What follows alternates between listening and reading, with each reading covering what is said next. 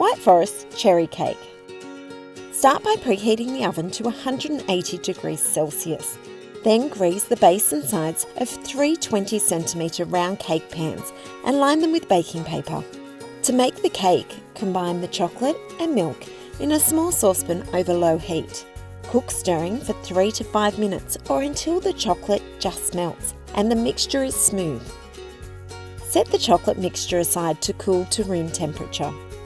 Next, place the butter and sugar in a bowl and beat with an electric mixer until pale and creamy. Add the eggs, one at a time, beating well after each addition. Add the vanilla and almond essence and stir to combine. Then, in 2 batches, add the flour, baking powder and chocolate mixture. Stir well after each addition until smooth. Spoon the mixture evenly among the 3 pans and smooth the surface. Pop in the oven and bake for 40 to 45 minutes or until a skewer inserted comes out clean. Set aside for 5 minutes before transferring to wire racks to cool completely. Next, make the white chocolate and buttercream. Place the butter in a bowl and beat with an electric mixer until very pale.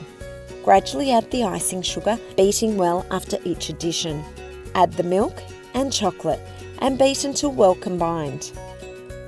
To make the spiced cherries, combine the cherries, sugar, vanilla, cinnamon and star anise in a large saucepan. Add half a cup of water, then place over medium heat and bring the mixture to a simmer.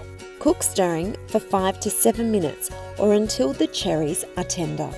Use a slotted spoon to transfer them to a heat-proof bowl. Return the syrup to the heat and cook for a further 5 minutes or until the syrup thickens, and pop in the fridge to chill.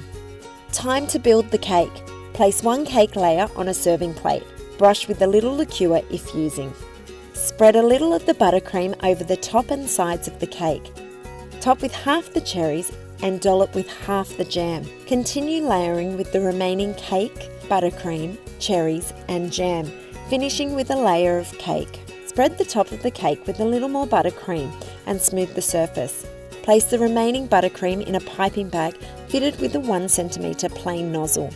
Pipe around the edge of the cake. To finish, top the cake with fresh and sugared cherries and drizzle with any remaining syrup.